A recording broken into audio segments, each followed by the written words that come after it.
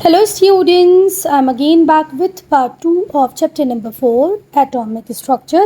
Students, I hope you'll have seen part 1 of this chapter. If not, do watch it. बेटा part 1 में हम लोग यहाँ तक डिस्कस कर चुके हैं. पार्ट 2 हम स्टार्ट करेंगे नेक्स्ट टॉपिक से, Ernest Rutherford's model of an atom. बेटा अर्नेस्ट रदरफोर्ड ने भी एटम का मॉडल दिया, और कब दिया? 1911 में. तो कौन थे अर्नेस्ट रदरफोर्ड? कौन थे बताओ ज़रा. ये स्टूडेंट थे, फॉर्मर स्टूडेंट थे किसके? जे थॉम्सन के. तो जो अर्नेस्ट रदरफोर्ड थे उन्होंने बहुत सारे एक्सपेरिमेंट किए सिर्फ किसको एक्सप्लेन करने के लिए? एटम के स्ट्रक्चर को एक्सप्लेन करने के लिए. और इन्होंने जो एक्सपेरिमेंट किए उसके बेसिस पे उन्होंने ये प्रूव किया कि ये जो क्रिसमस पुडिंग वाला मॉडल जे थॉम्सन ने दिया था ना, ये गलत है. फिर से ध्यान से सुनो मेरे बच्चों. अब हम क्या पढ़ने वाले हैं? Ernest Rutherford model of an atom. कब आया ये? 1911 में. तो अर्नेस्ट रदरफोर्ड जो कि फॉर्मर स्टूडेंट थे जे थॉम्सन के, उन्होंने बहुत सारे एक्सपेरिमेंट किए. किसको बताने के लिए? एटम के स्ट्रक्चर को बताने के लिए. समझ गए? और उन्होंने इन्हीं एक्सपेरिमेंट के बेसिस पे कंक्लूड कर दिया, प्रूफ कर दिया कि जो क्रिसमस पुडिंग वाला मॉडल था जे थॉम्सन का, वो गलत है. अब रदरफोर्ड ने क्या किया बेटा, वो समझो. तो रदरफोर्ड ने जो अपना एक्सपेरिमेंट किया उसको अब हम डिस्कस करेंगे. पहले तो इस एक्सपेरिमेंट का नाम ही आप जान लो, क्या है? Alpha particle scattering experiment. क्या नाम है रदरफोर्ड के एक्सपेरिमेंट का? Alpha particle scattering experiment. किसका एक्सपेरिमेंट है ये? रदरफोर्ड का. उसे हम डिस्कस करेंगे. अब पहले तो अल्फा पार्टिकल्स को डिस्कस करें. तो देखो बेटा, जो अल्फा पार्टिकल्स होते हैं वो पॉजिटिवली चार्ज हीलियम आयंस होते हैं. अल्फा पार्टिकल्स क्या हैं? Positively charged helium ion. ठीक है. तो जो पार्टिकल्स हम पास कराएंगे वो पॉजिटिवली चार्ज हैं, बहुत छोटे हैं, और हर अल्फा पार्टिकल कैरी करता है मास 4 यूनिट्स का. तो भाई alpha particle positively charge helium ions हैं, वेरी टाइनी, बहुत छोटे हैं, और हर अल्फा पार्टिकल कैरी करता है मास किसका? 4 यूनिट्स का. चलें आगे. तो इन्होंने क्या किया? रदरफोर्ड ने एक गोल्ड शीट ली और उस गोल्ड शीट के ऊपर पास कराए alpha particles. He fired fast moving alpha particles at very thin sheet of gold foil. Gold foil की एक बहुत थिन शीट थी, उसके ऊपर इन्होंने अल्फा पार्टिकल को पास कराया. गोल्ड ही क्यों लिया बेटा? क्योंकि गोल्ड रिएक्टिव नहीं है, लेस रिएक्टिव है, रिएक्ट नहीं करता किसी के साथ. तो गोल्ड को क्यों लिया गया बेटा? क्योंकि गोल्ड नोबल मेटल है ना, रिएक्ट नहीं करता, इसलिए इन्होंने गोल्ड लिया और गोल्ड के ऊपर क्या पास कराई? Alpha particles. अब हम पढ़ेंगे क्या ऑब्जर्व किया रदरफोर्ड ने अपने एक्सपेरिमेंट में. पहला उन्होंने बताया कि बहुत सारे जो अल्फा पार्टिकल्स थे वो सीधे पास हो गए, उनमें कोई डिफ्लेक्शन नहीं आया. ठीक है.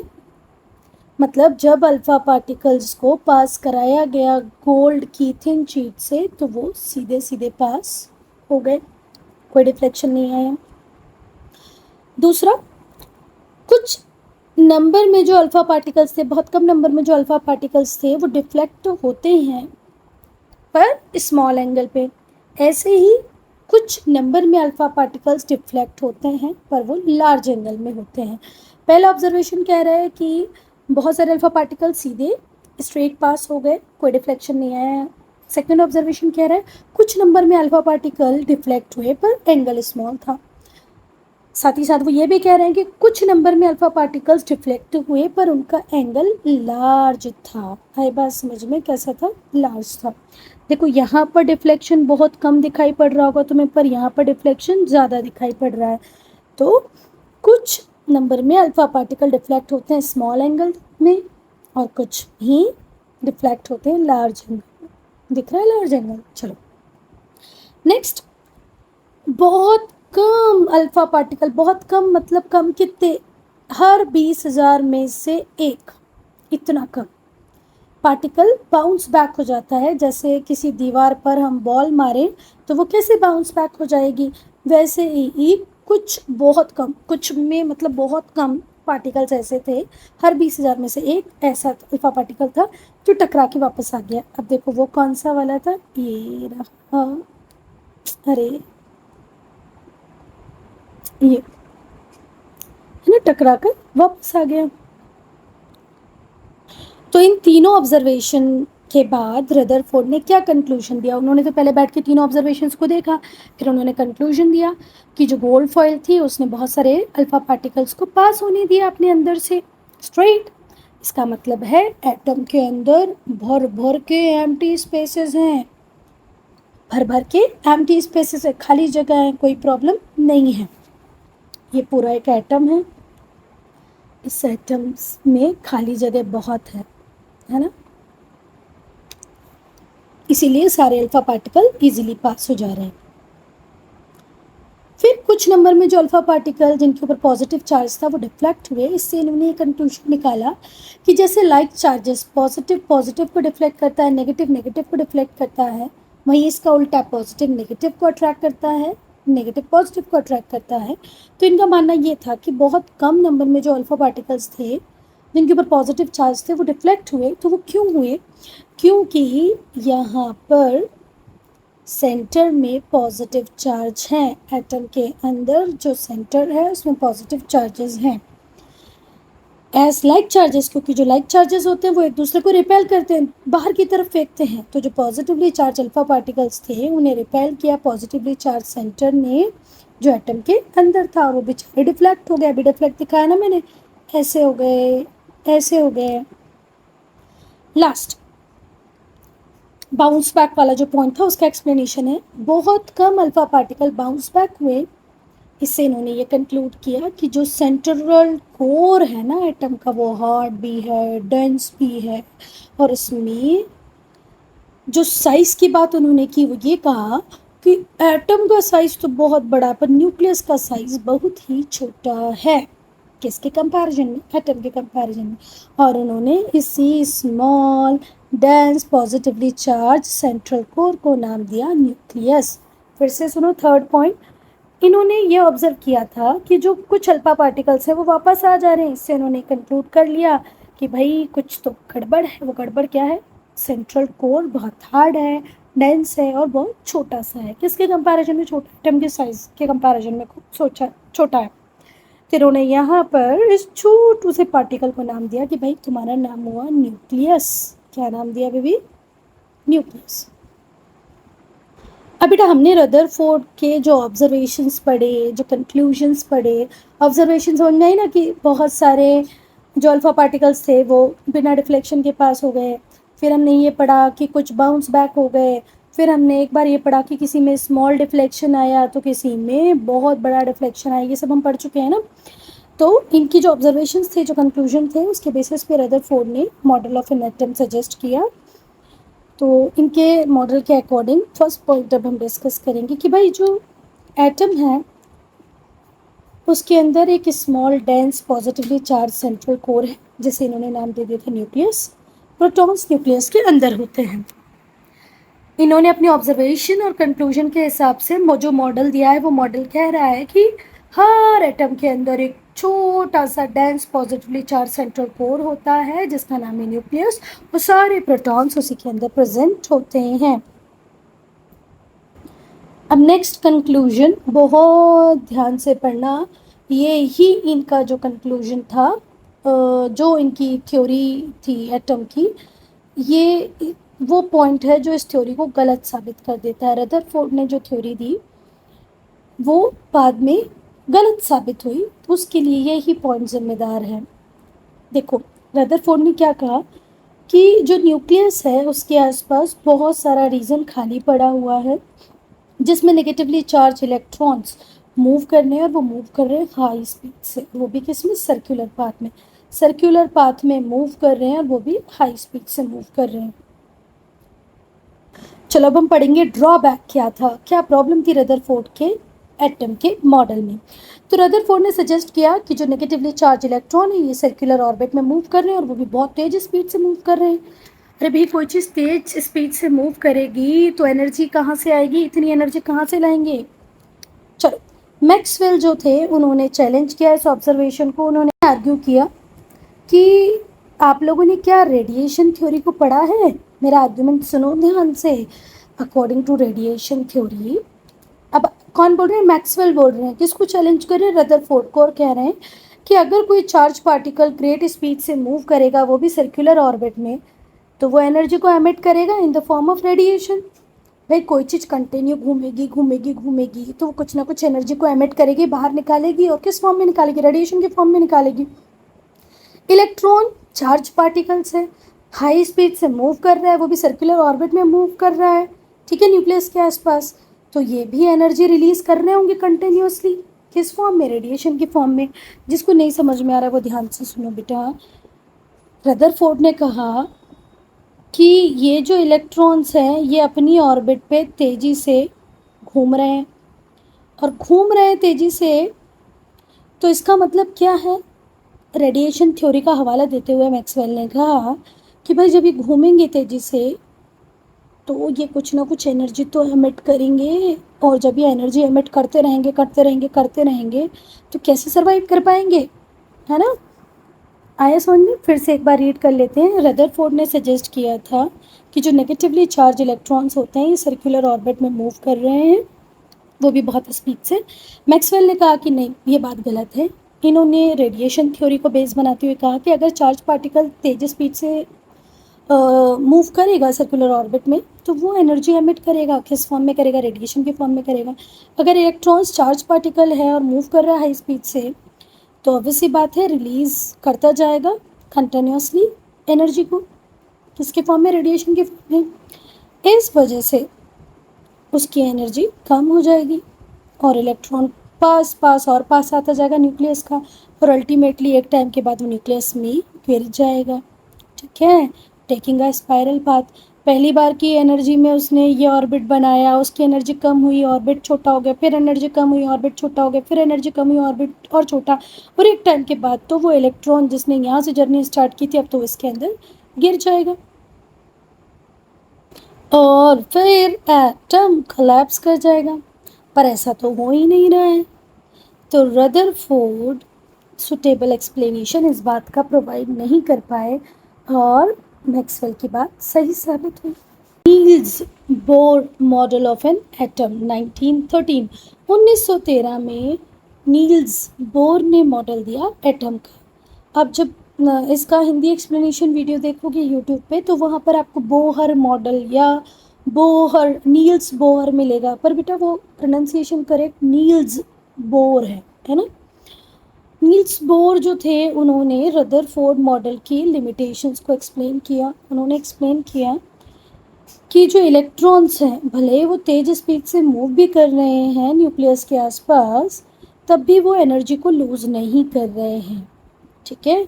जो इलेक्ट्रॉन्स हैं वो न्यूक्लियस के आसपास तो घूमते हैं पर फिक्स्ड ऑर्बिट में घूम रहे हैं, है ना, या फिक्स्ड एनर्जी लेवल के साथ घूम रहे हैं। हर ऑर्बिट का डिफरेंट रेडियस है और उसके पास डेफिनेट अमाउंट में एनर्जी है। जो मैक्सवेल थे, नील्स बोर उनकी तरह नहीं थे। नील्स बोर ने पूरा एक्सप्लेनेशन दिया है हमें किसके? रदरफोर्ड के मॉडल में जो लिमिटेशन थे उसका। उन्होंने बताया है कि हाँ ये बात तो बिल्कुल सही है कि इलेक्ट्रॉन्स रिवॉल्व कर रहे हैं न्यूक्लियस के आसपास, फिक्स्ड ऑर्बिट में कर रहे हैं और उनका एनर्जी लेवल भी फिक्स है। हर ऑर्बिट का रेडियस डिफरेंट है। ये वाला जो ऑर्बिट है इसका रेडियस डिफरेंट है और ये वाला जो ऑर्बिट है इसका रेडियस डिफरेंट है ना। इसका रेडियस इतना सा है, इसका रेडियस इतना बड़ा है। तो वो बोल रहे हैं ये बात बिल्कुल सही है कि इलेक्ट्रॉन रिवॉल्व कर रहा है न्यूक्लियस के आसपास, फिक्स्ड ऑर्बिट में कर रहा है, उसका एनर्जी लेवल भी फिक्स है, पर जितने भी ऑर्बिट हैं उनकी डिफरेंट रेडियस है, उनमें डिफरेंट अमाउंट में एनर्जी है। तो जो इलेक्ट्रॉन है एटम का वो मूव तो कर रहा है, पर जो एनर्जी है इलेक्ट्रॉन की वो स्टेशनरी रहेगी, है ना, एनर्जी लेवल सेम रहेगा। तो बात समझ में आ गई कि इलेक्ट्रॉन जो है एटम के वो मूव तो कर रहे हैं पर जो उनकी एनर्जी है इलेक्ट्रॉन की वो स्टेशनरी एक ही तरीके से रहेगी, ठीक है। इन एन एनर्जी लेवल मतलब फिक्स्ड ऑर्बिट में, एक ऑर्बिट में उनकी जो एनर्जी है वो फिक्स रहेगी। जो नील्स बोर थे उन्होंने कुछ कंसेप्ट दिए हैं एटम ऑफ स्ट्रक्चर के, वो हम पढ़ेंगे। पहला उनका कंसेप्ट ये बोल रहा है कि हर एटम स्मॉल पार्टिकल्स से मिलके बना है, वो है proton and electron. Proton positively charge होते हैं, ठीक है, और इलेक्ट्रॉन नेगेटिवली चार्ज होते हैं। Positively charge particles proton, negatively charge particles electron, इन दोनों से मिलके ही बना है एटम। दूसरा, in the centre of every atom, हर एटम के सेंटर में एक पॉजिटिव कोर है जिसे हम न्यूक्लियस कहते हैं, और जो न्यूक्लियस है एटम का उसी के अंदर क्या मिलेंगे आपको, प्रोटॉन। प्रोटॉन इलेक्ट्रॉन मिलके ही एटम बनाते हैं।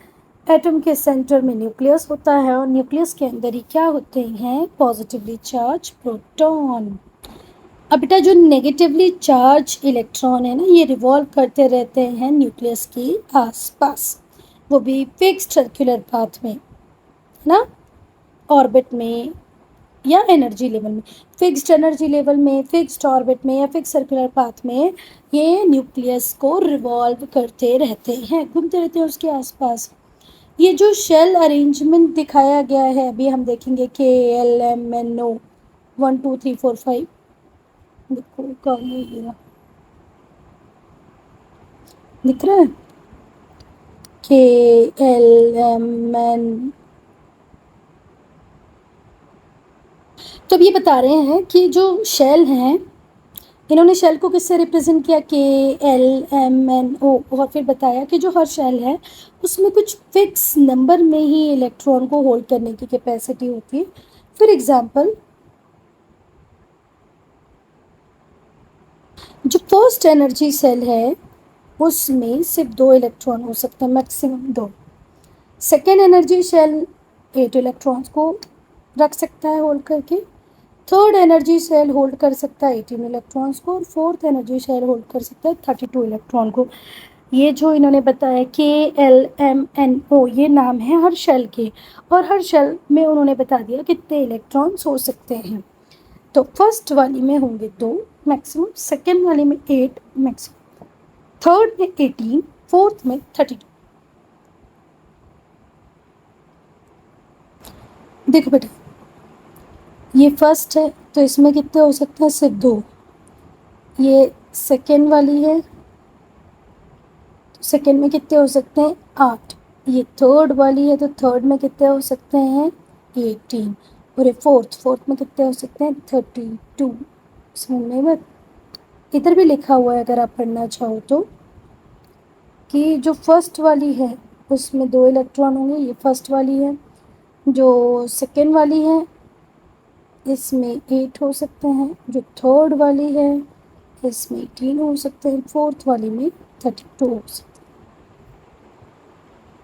बेटा अब इन्होंने बता दिया नंबर कि इतना इतना इतना ही होगा, है ना। तो जैसे ही एक एनर्जी सेल फुल होगा, न्यू एनर्जी सेल स्टार्ट हो जाएगा। भाई आपके पास 10 चीज़ें थी, आपने एक में 2 रख दी, दूसरे में 8 रख दी, ख़त्म हो गई बात। पर अगर आपके पास 12 थी, 2 यहाँ रख दी, 8 यहाँ रख दी, तो 10 तो रख दी, 2 बची तो 2 को आप नेक्स्ट वाली सेल में लेके जाओगे। So when one energy shell is full, एक एनर्जी सेल फुल होता है तभी न्यू एनर्जी सेल स्टार्ट होता है। Each shell is associated with fixed amount of energy, और हर सेल में एक फिक्स्ड अमाउंट ऑफ एनर्जी होती है, ठीक है। हर सेल में फिक्स्ड अमाउंट में एनर्जी होती है, ये ध्यान रखना। बेटा जब हम न्यूक्लियस की बात करते हैं तो न्यूक्लियस का जो मास होता है वो सबसे ज़्यादा होता है, ठीक है। वहीं पर इलेक्ट्रॉन्स का जो मास होता है वो नेग्लिजिबल होता है, बहुत कम। नेग्लिजिबल मतलब जिसको आप छोड़ भी सकते हो, कोई ना के बराबर। तो जो मास होता है ना बेटा न्यूक्लियस का, वो सबसे ज़्यादा होता है। और किसका मास नेग्लिजिबल होता है, तो इलेक्ट्रॉन का जो मास है इलेक्ट्रॉन का वो नेग्लिजिबल है। किसके कंपैरिजन में, mass of an atom as a whole.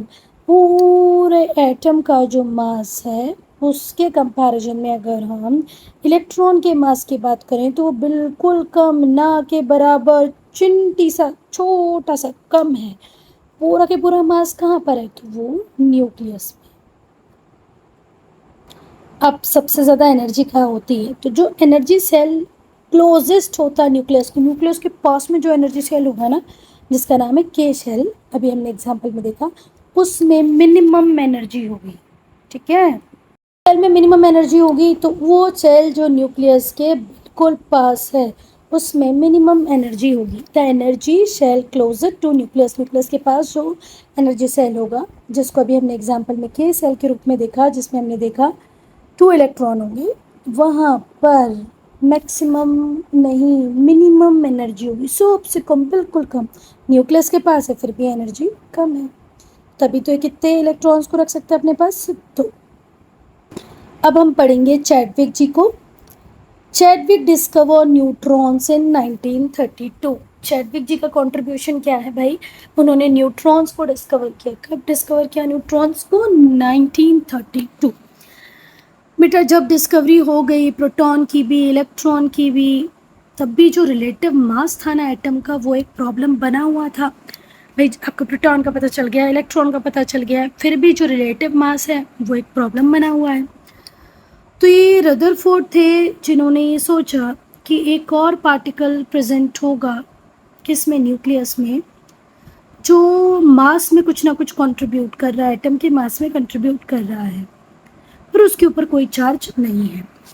ये रदरफोर्ड ने ही सोच लिया था कि कोई और भी पार्टिकल होगा न्यूक्लियस में जो मास में कंट्रीब्यूट कर रहा है, पर वो ऐसा होगा जिसके ऊपर कोई चार्जेस नहीं होंगे।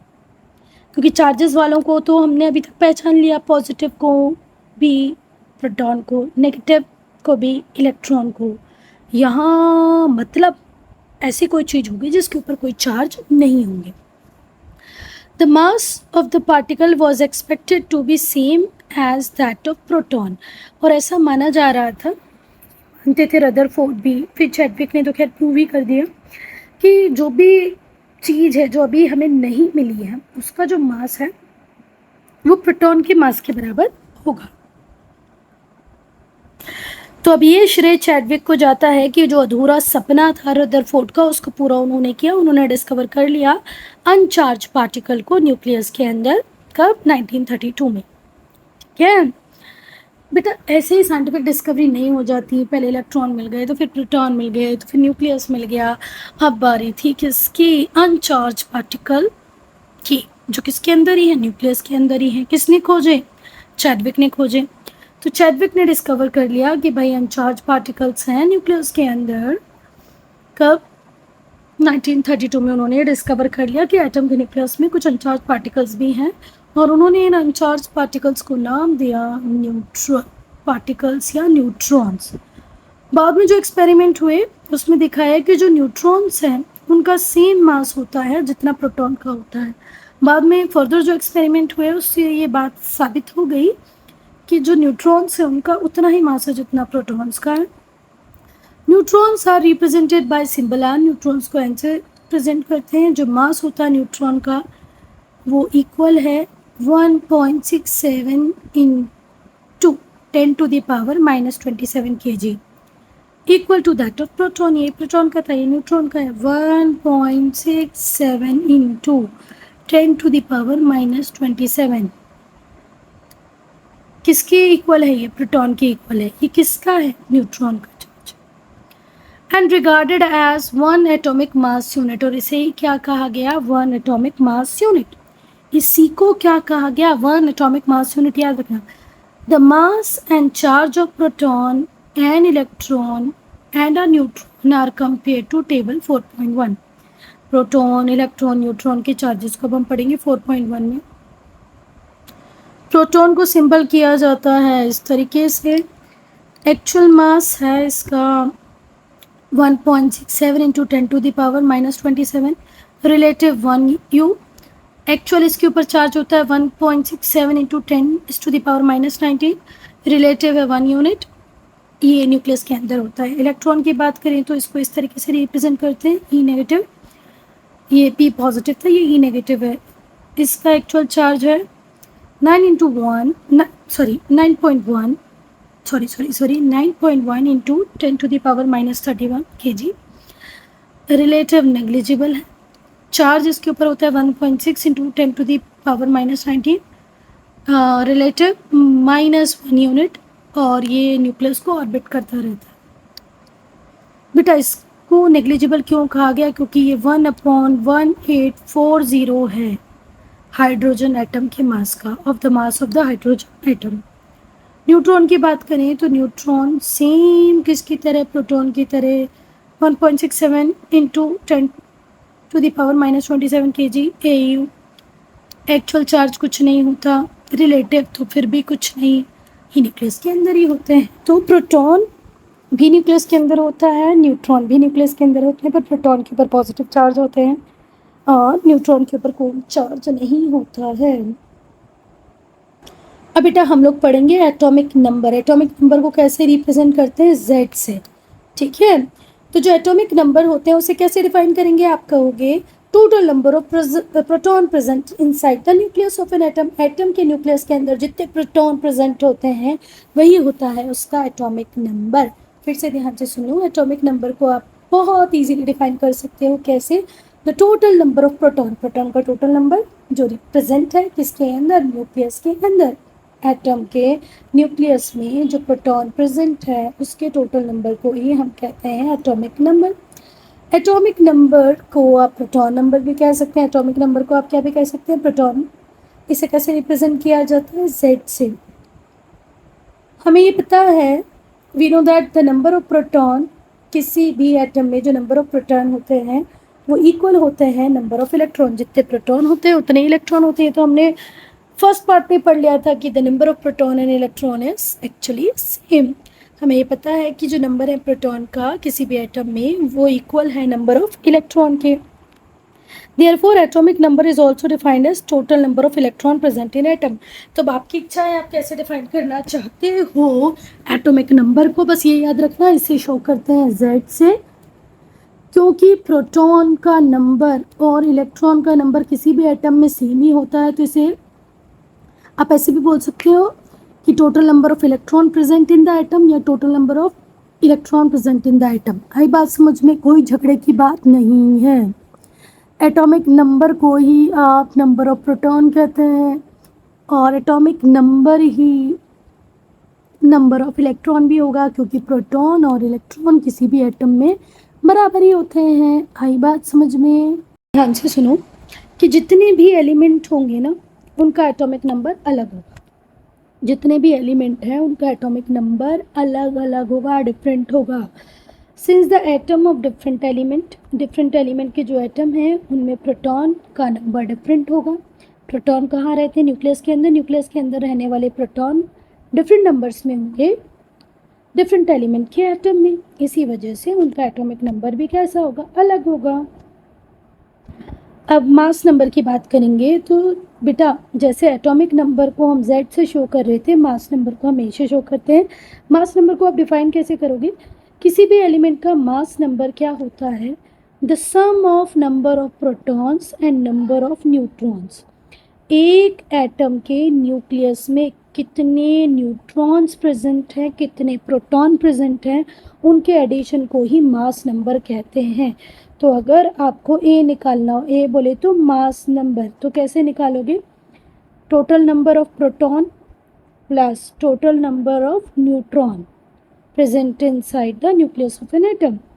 इसे रिप्रेजेंट करते हैं A से। समझ में आ गया होगा बेटा, न्यूक्लियस के अंदर ही प्रोटॉन भी होते हैं और न्यूट्रॉन भी होते हैं, और इन दोनों के नंबर को जोड़ दो तो मास नंबर बन जाता है, जिसे रिप्रेजेंट किया जाता है A से।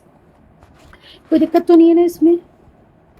मास नंबर जैसे हम रिप्रेजेंट करते हैं इसे, कैसे निकलेगा, number of proton, number of neutron. जो नंबर होते हैं इलेक्ट्रॉन के, द नंबर ऑफ इलेक्ट्रॉन, उन्हें एक्सक्लूड किया जाता है, उन्हें ऐड नहीं किया जाता है जब मास नंबर को कैलकुलेट करते हैं। इलेक्ट्रॉन का कोई रोल नहीं होता मास नंबर में, इलेक्ट्रॉन्स को आप ऐड नहीं करते हो मास नंबर में। जो मास होता है इलेक्ट्रॉन का वो नेग्लिजिबल होता है एटम के मास के कंपैरिजन में। एटम के मास को हम कंपेयर करें इलेक्ट्रॉन के मास से, तो इलेक्ट्रॉन का मास तो बेटा ना के बराबर है, नेग्लिजिबल है। अब बेटा कोई एलिमेंट E है, उसका अगर मास नंबर 27 है और एटॉमिक नंबर 13 है तो उसको कैसे रिप्रेजेंट करोगे बेटा, एटॉमिक नंबर का मतलब क्या होता है, नंबर ऑफ प्रोटॉन, है ना। और नंबर ऑफ प्रोटॉन किसके बराबर होते हैं, नंबर ऑफ इलेक्ट्रॉन। तो number of proton is equals to number of electron. और एटॉमिक नंबर भी क्या होता है, वही होता है, जितने नंबर में प्रोटॉन होते हैं उतने नंबर में इलेक्ट्रॉन होते हैं और उतना ही उसका एटॉमिक नंबर होता है। तो एटॉमिक नंबर तो हमें 13 समझ में आ गया। चलो अब यहाँ पर मास नंबर दिया है 27, एटॉमिक नंबर जो कि प्रोटॉन का नंबर है या इलेक्ट्रॉन का नंबर है, ये भी पता चल गया। तो अब किसका नंबर आपको निकालना है? न्यूट्रॉन का। तो न्यूट्रॉन का नंबर कैसे निकालोगे आप? 27 माइनस 13। तो न्यूट्रॉन कितने आ गए? 14। हमने यही पढ़ा था ना कि प्रोटॉन में जब आप न्यूट्रॉन को जोड़ दोगे तभी आएगा आपका मास नंबर। तो मास नंबर आप इजीली निकाल सकते हो अगर आपको एटॉमिक नंबर दिया हो या मास नंबर दिया हो तो प्रोटॉन का नंबर निकाल सकते हो, न्यूट्रॉन का निकाल सकते हो, है ना। अगर कहीं कंफ्यूजन आया है तो सुनो, अगर आपके पास मास नंबर गिवन है और एटॉमिक नंबर गिवन है तो अब प्रोटॉन का नंबर पता चल गया क्योंकि वो एटॉमिक नंबर ही है। तो अब न्यूट्रॉन का निकालना है, तो न्यूट्रॉन कैसे निकाल दोगे? मास नंबर में से एटॉमिक नंबर को माइनस करके। चलो, mass number 27 particles in the nucleus, 13 proton है, 14 न्यूट्रॉन है, ठीक है। Atomic number 13 proton. जो नंबर होता है न्यूट्रॉन का किसी भी एटम में, उसे कैलकुलेट कर सकते हैं कैसे? जब आप सब्ट्रैक्ट कर दें एटॉमिक नंबर को किससे? मास नंबर से। मास नंबर से माइनस कर दें एटॉमिक नंबर को तो आपको न्यूट्रॉन की संख्या मिल जाएगी। अब एक प्रॉब्लम सॉल्व करेंगे हम। बेटा देखो, फिर से समझ लो, अगर कहीं कंफ्यूजन है, अगर आपको न्यूट्रॉन का नंबर निकालना हो तो उसको कैसे कैलकुलेट करोगे? माइनस कर दोगे एटॉमिक नंबर को। किससे माइनस कर दोगे? मास नंबर से। अभी मैंने यही किया ना, 27 से मैंने माइनस किया 13 को, तो आंसर क्या आया? 14। 14 ही न्यूट्रॉन होंगे क्योंकि न्यूट्रॉन और प्रोटॉन को प्लस करके ही क्या आता है? क्या आता है? Mass number. और ये 13 प्रोटॉन कहाँ से आए? क्योंकि जो भी आपका एटॉमिक नंबर होता है वो इक्वल टू प्रोटॉन होता है और प्रोटॉन होते हैं इक्वल टू इलेक्ट्रॉन। चलो, अब ये दोनों बच्चे बेचारे सोच रहे हैं कि अगर हमें मास नंबर पता हो, एटॉमिक नंबर पता हो किसी एलिमेंट का, तो क्या हम न्यूट्रॉन्स के नंबर को कितने न्यूट्रॉन्स हैं वो निकाल सकते हैं? न्यूक्लियस के अंदर कितने न्यूट्रॉन्स हैं निकाल सकते हैं? तो हाँ बेटा, बिल्कुल निकाल सकते हो। इसके पहले वाले क्वेश्चन में हमने वही किया। मास नंबर क्या होता है? नंबर ऑफ प्रोटॉन और number of neutrons. Mass number atomic number plus number of neutron. Atomic number ही क्या होते हैं? Number of proton. तो नंबर ऑफ न्यूट्रॉन क्या हो जाएगा? Mass number minus atomic number. इसके पहले हमने यही तो किया। अब देखो, ये क्या बोल रहे हैं आपसे कि कैलकुलेट करो न्यूट्रॉन्स कितने प्रेजेंट हैं न्यूक्लियस में, किसके? सोडियम एटम के। अगर मास नंबर 20 दिया है, एटॉमिक नंबर 11 दिया है, तो सीधे 23 से आप -11 कर दो, 12। 12 क्या हो जाएगा? न्यूट्रॉन, है ना, क्योंकि इन दोनों को प्लस करने पर ही आपका आता है मास नंबर। एक बार यहाँ पर समझ लेते हैं। सोडियम Na, ठीक है, sodium Na atom with mass number 23, atomic number 11। इसको रिप्रेजेंट करते कैसे करते हैं? 23 13 Na। इसमें 11 प्रोटॉन्स हैं, ठीक है, क्योंकि एटॉमिक नंबर 11 है। तो इलेक्ट्रॉन कितने होंगे? वो भी 11 होंगे। प्रोटॉन इलेक्ट्रॉन सेम ही होते हैं, है ना। सेम मतलब ऐसे सेम नहीं होते, number of proton is equals to number of electron. बाकी बहुत अंतर है इन दोनों में। एक पॉजिटिवली चार्ज है, एक नेगेटिवली चार्ज है, एक न्यूक्लियस के अंदर रहता है, एक फ्रीली एटम में घूमता रहता है ना। तो 11 प्रोटॉन है मतलब 11 ही इलेक्ट्रॉन होंगे। चलो, तो मास नंबर कैसे निकालते हैं? Number of proton, number of neutron. Mass number atomic number plus number of neutron. 23 दिया है, 11 प्लस नंबर ऑफ न्यूट्रॉन। आप इसको वो कर दोगे ट्रांसपोज, तो नंबर ऑफ न्यूट्रॉन कितना आ गया? 12। तो जो सोडियम का एटम है उसमें 11 प्रोटॉन है, 11 इलेक्ट्रॉन है, क्योंकि प्रोटॉन और इलेक्ट्रॉन का नंबर सेम ही होता है। और न्यूट्रॉन कितने हैं? 12। न्यूट्रॉन के ऊपर कोई चार्ज नहीं होता, प्रोटॉन पॉजिटिव होते हैं, इलेक्ट्रॉन नेगेटिव। अब बेटा आइसोटोप से हम स्टार्ट करेंगे पार्ट 3 में, ठीक है।